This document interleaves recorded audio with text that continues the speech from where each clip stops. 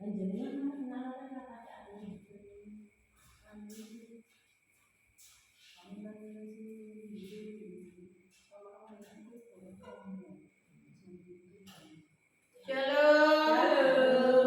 shalom semua yang di sana.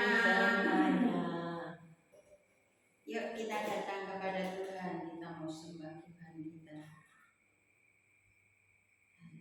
Haleluya.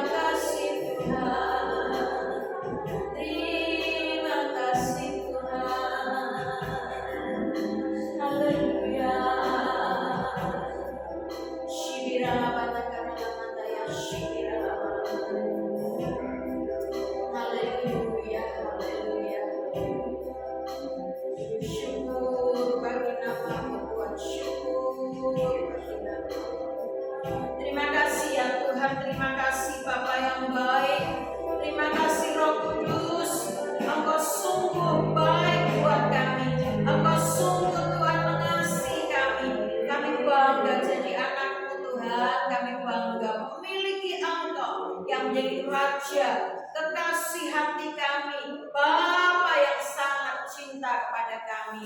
Terima kasih Tuhan, kami mau belajar firman-Mu pagi ini. Tuhan, urapi hamba-Mu, urapi kami semua, biar kami boleh menikmati Engkau melalui firman-Mu Tuhan. Dan kami semakin dibawa untuk mengerti dan memahami Tuhan lebih dalam dan lebih nyata lagi.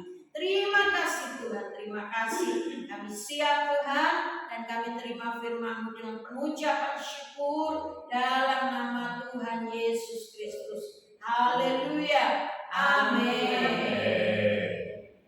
Shalom. Shalom. Puji Tuhan, saudara. Mari kita langsung baca Kolose 1 ayat 9 dan 10 bersama-sama ya. Ada di depan kita. 1, 2, 3. Sebab itu sejak waktu kami mendengarnya, kami tiada berhenti-henti berdoa untuk kamu. Kami meminta supaya kamu menerima segala hikmat dan pengertian yang benar untuk mengetahui kehendak Tuhan dengan sempurna, sehingga hidupmu layak di hadapannya serta berkenan kepadanya dalam segala hal, dan kamu memberi buah dalam segala pekerjaan yang baik dan bertumbuh dalam pengetahuan yang benar tentang Allah. Sejak waktu kami mendengarnya. Bagi kita kapan sejak kami mendengar firman ini? Kalau dalam hubungannya dengan doa pagi, sejak kemarin. Tetapi kalau kita biasa membaca Alkitab, maka saya yakin sudah lama membacanya. Kami tiada berhenti-henti berdoa untuk kamu. Doa tidak berhenti-henti. Kadang-kadang secara umum kami itu atau kita sering mendengar gini, sejak waktu kami mendengar orang itu selingkuh, kami tiada berhenti-henti ngerasaninya. Kami tidak berhenti-berhenti membicarakannya. Kami tidak berhenti-henti merendahkannya. Itu kan? Tetapi ini di dalam Tuhan sekarang kita ganti ngerasaninya, membicarakannya kepada Tuhan.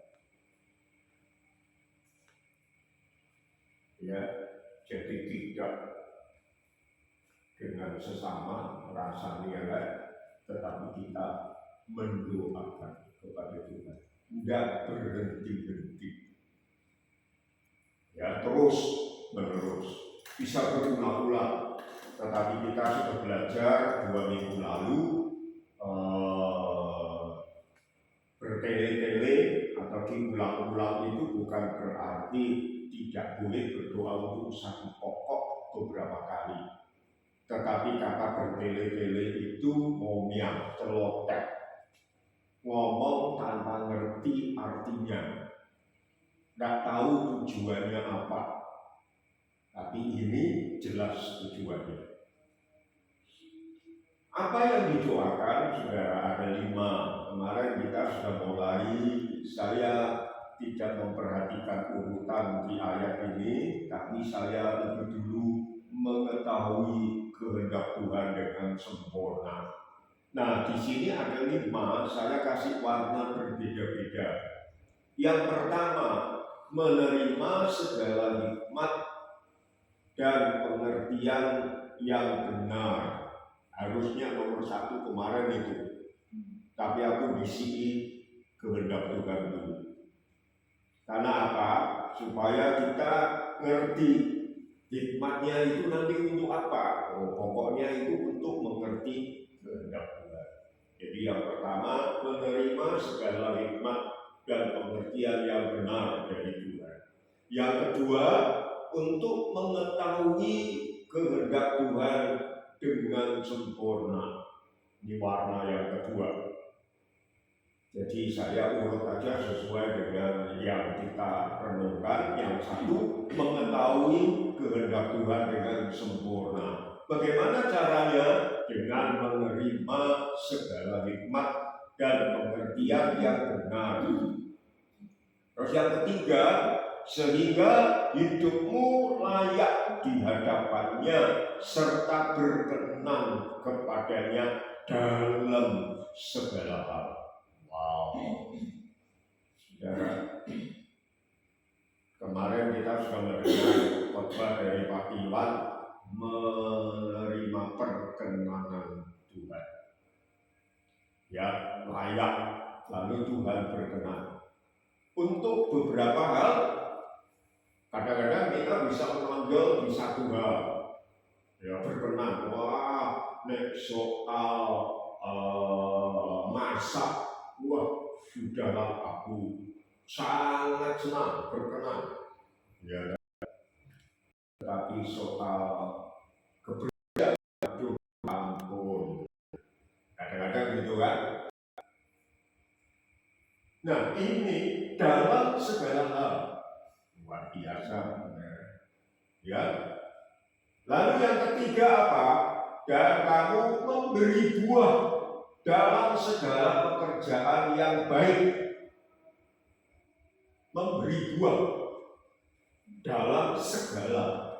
Jadi Tuhan itu kalau bekerja itu sempurna, saudara. Kehendak Tuhan yang sempurna, hikmat pengertian yang benar, lalu hidup layak berkenan dalam segala hal, ya.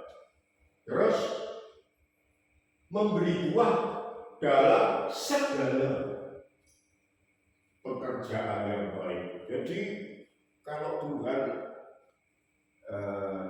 menghendaki, kalimat ini kurang pas ya. Tuhan menghendaki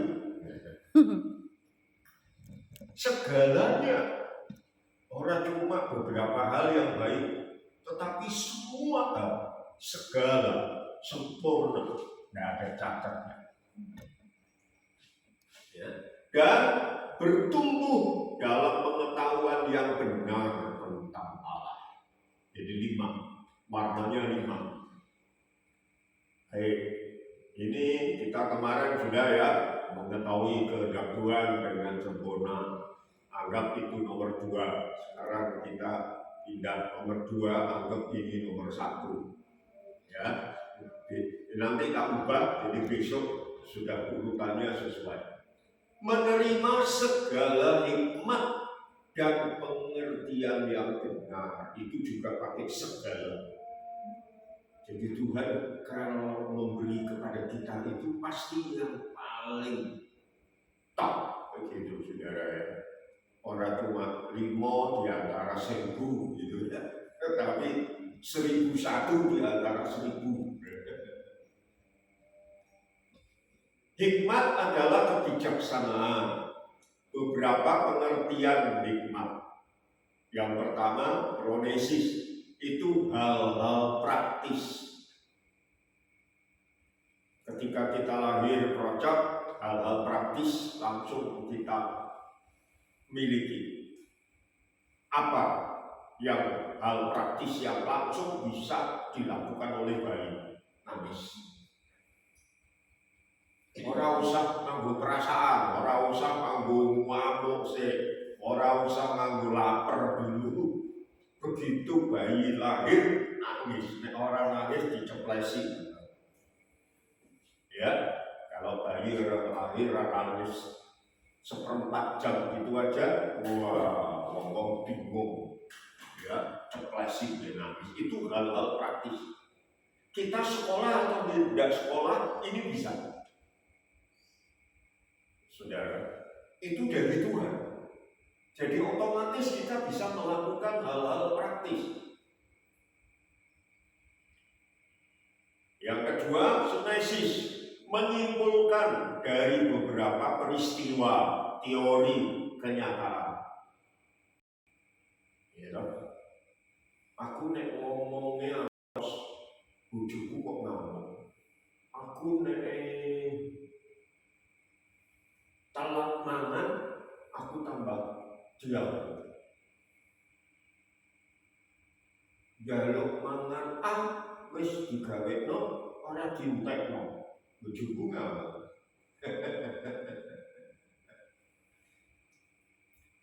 Loh, apa sing bojoku ngamuk itu apa? Oh, ternyata dia itu senangnya gini-gini. Nah, mulai menyimpulkan, ya. Jadi ada beberapa hal, terus kita mulai menyimpulkan. Oh, nek ngono ngene. Nah, itu juga tidak perlu sekolah, saudara. Memang kalau sekolah lebih baik karena ada teorinya, filsafat ada teorinya. Tapi tanpa sekolah pun kita otomatis diberi hikmat seperti itu. Ya toh? Aku anggar mangan asin kok ngeluh. Anggar mangan asin kok ngeluh. Ya, sayure mangan iki ngeluh, mangan iki ngeluh. Padahal sayurnya beda-beda. Terus kita mulai mikir, sayur itu waktu tak makan, aku kok ngeluh kenapa ya? Oh, asin. Lo deh, kok ya asin? Kok ya ngeluh kenapa? Oh, asin. Terus makan sego goreng, ngeluh maneh, kenapa? Enak itu asin. Lah, kalau kita nggak bisa menyimpulkan kan, kok iso ya sego goreng ngeluh, iki ngeluh. Tapi nek kita nyimpulkan, iku kenapa ya kok asin? Iku kenapa ya asin? Oh dia kok asin? Oh nek ngono ora oleh mangan asin. Jadi bukan berarti orang oleh makan sego goreng, orang oleh makan lodeh, orang oleh makan karena asin. Nasi liwet. Ternyata duduk jenis menunya, tapi asin. Nah itu kesimpulan. Perlu sekolah? Nggak perlu. Memang naik sekolah lebih baik. Lalu nikmat yang ketiga yang paling tinggi adalah Sofia. Sophos. Wanita dengan nama Sofia. Sofia Loren, Sofia Lajuba. Pak Paulus apa nama bintang-bintang itu ayu ya?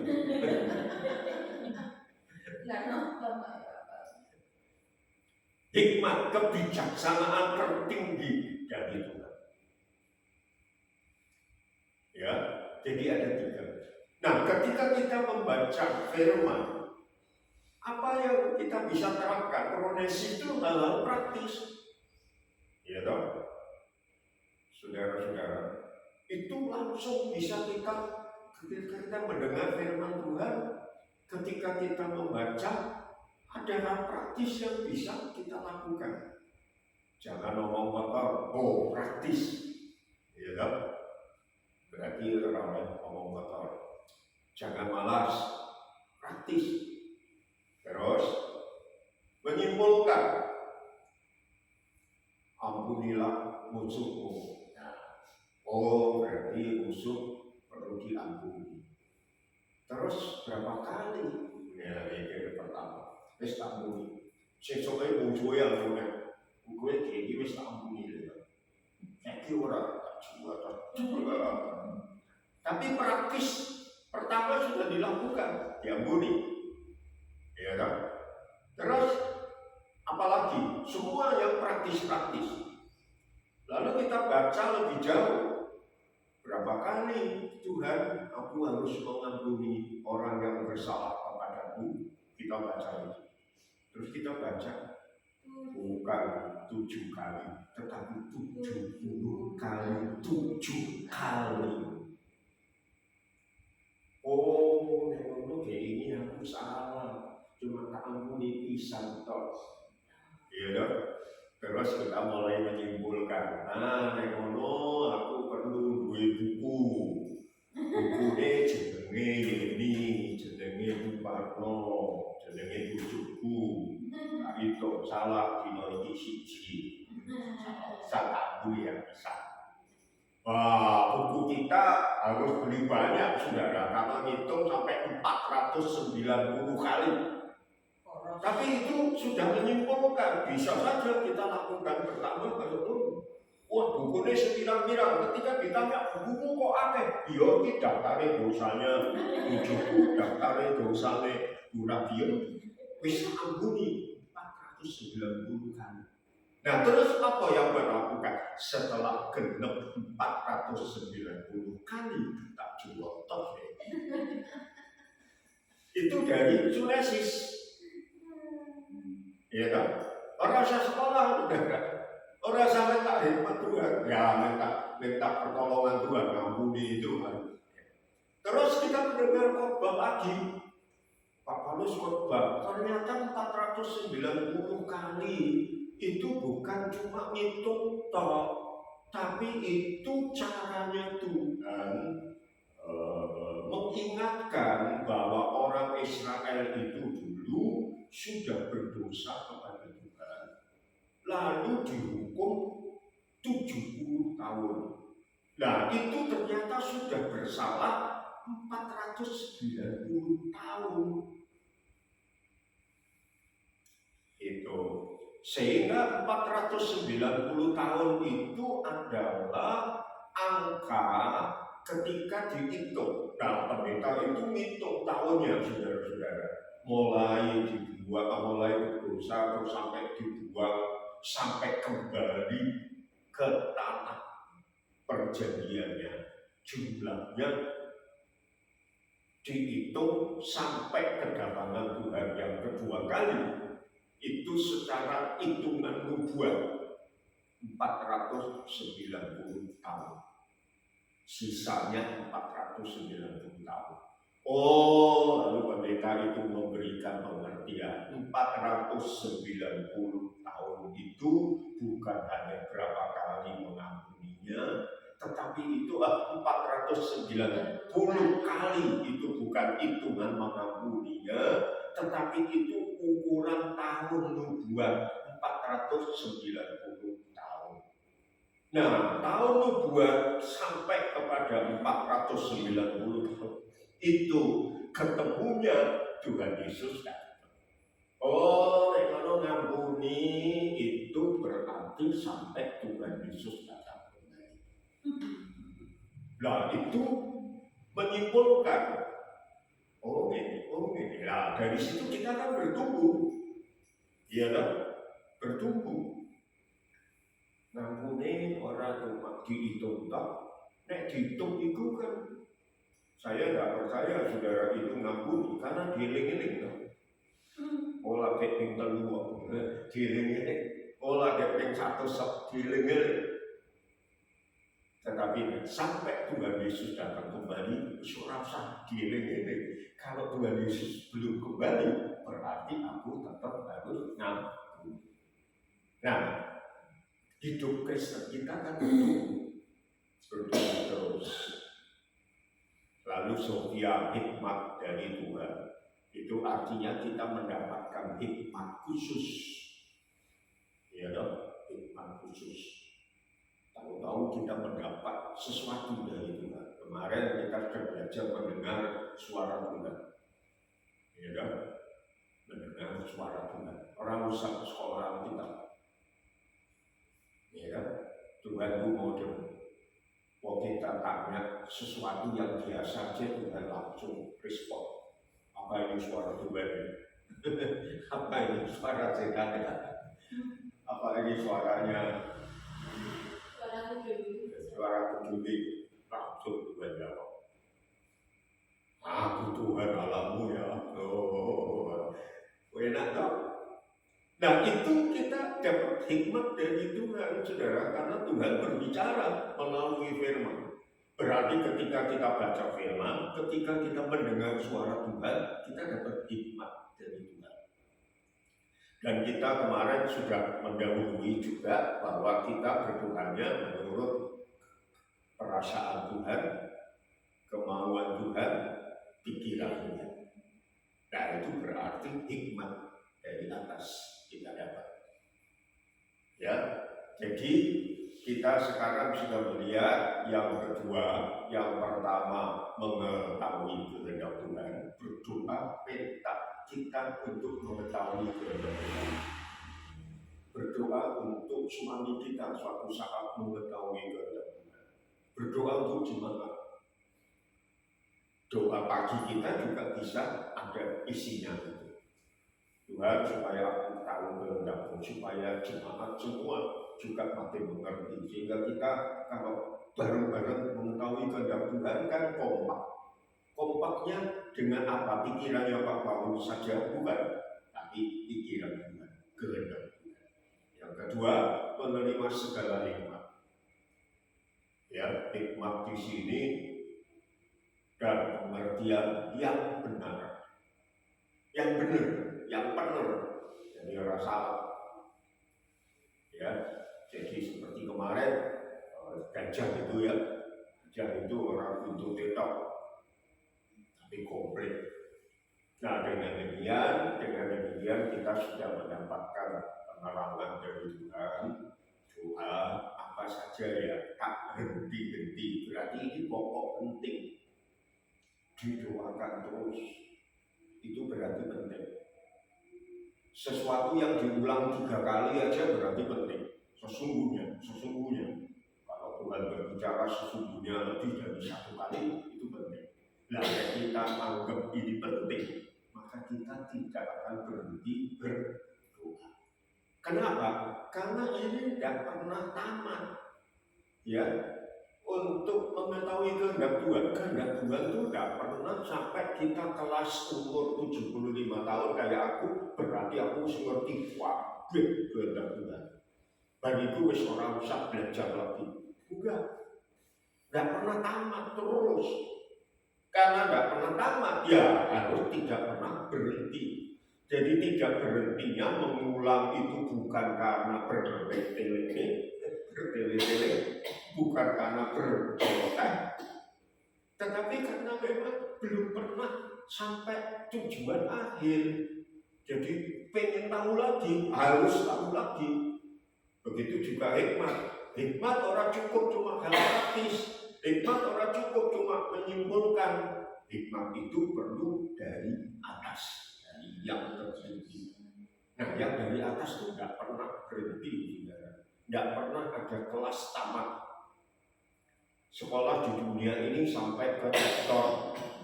Dokter kalau belajar lagi lebih jadi profesor. Sudah selesai setelah itu. Di atasnya profesor tidak ada. Tetapi Sofia, hikmat dari Tuhan, tidak pernah selesai.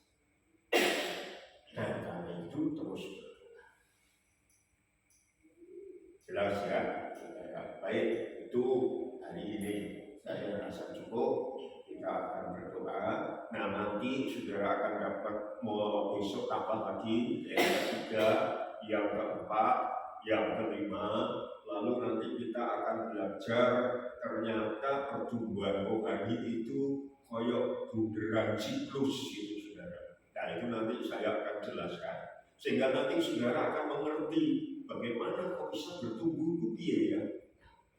Nanti ada siklusnya. Siklus itu artinya hubung terus, ya, tidak pernah berhenti. Oke, makasih Tuhan memberkati. Ya, kita masih punya 10 menit lebih sedikit. Kita akan menyembah Tuhan dan kita akan berdoa untuk 2 hal ini. Mengetahui kehendak Tuhan yang sempurna dan menerima segala hikmat dan pengertian yang benar. Jadi itu kita perlu minta kepada Tuhan. Tuhan, aku mau mengetahui kehendak-Mu.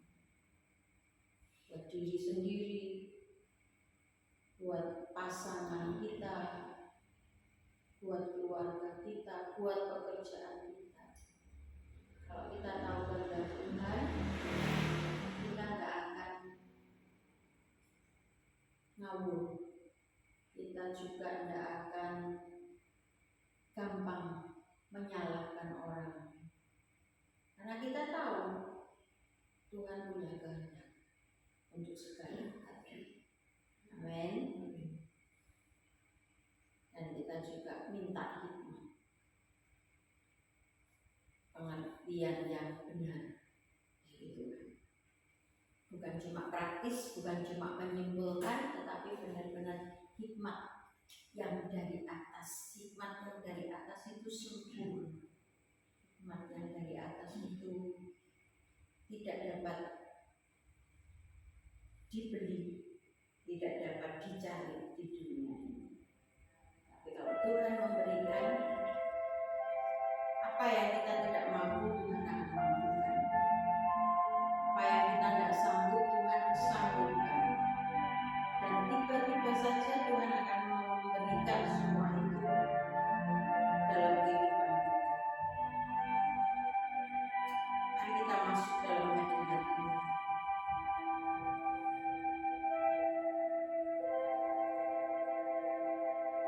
Ku menyembah dalam kudus hadirat-Mu.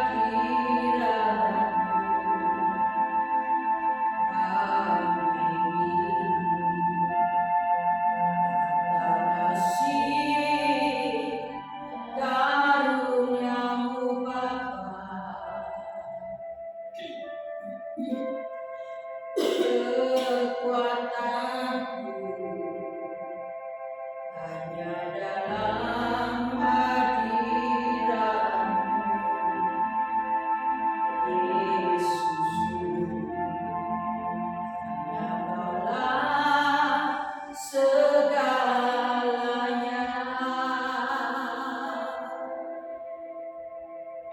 Ku yakin Kau hadir di sini. Ku rasakan kuasa yang tak terbatas. Ku yakin Kau nyata di sini. Kemenangan terjadi di sini.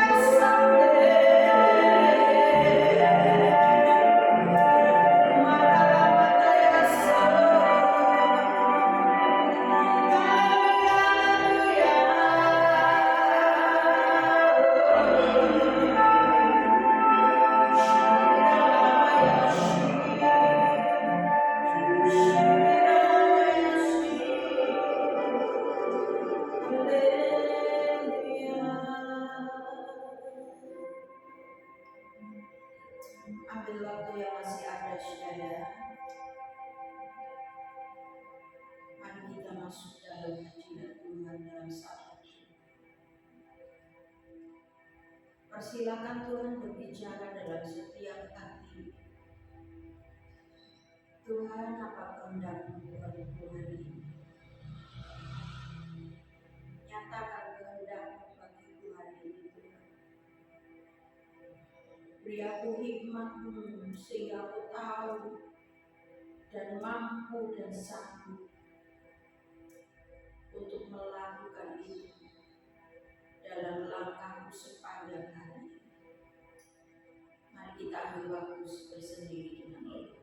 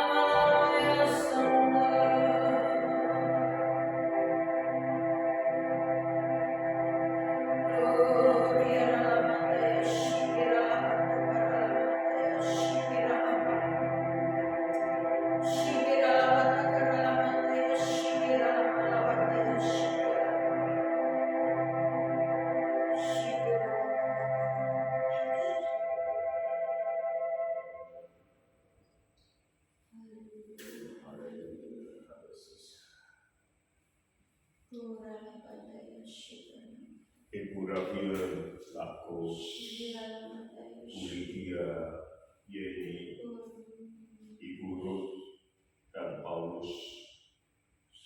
Tuhan memberkati kalian sebagai murid-murid Yesus Kristus. Guru agungmu adalah Tuhan yang Maha Besar.